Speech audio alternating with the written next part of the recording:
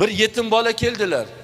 Yig'lab turibdi bir chekkada. Bolalar o'ynagan, biri yoqqa yugurgan, biri yangi libos kiygan, birini qo'lida yegulik, xursand. Bu bola yig'lab turibdi. Rasululloh sollallohu alayhi vasallam bordilar. "Ey bolajonim, nimaga yig'layapsan?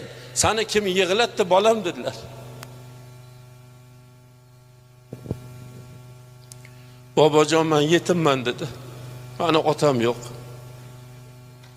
Menga yangi kiyim olib beradigan, yangi libos olib beradigan otam dunyodan o'tgan, men yetimman" dedilar.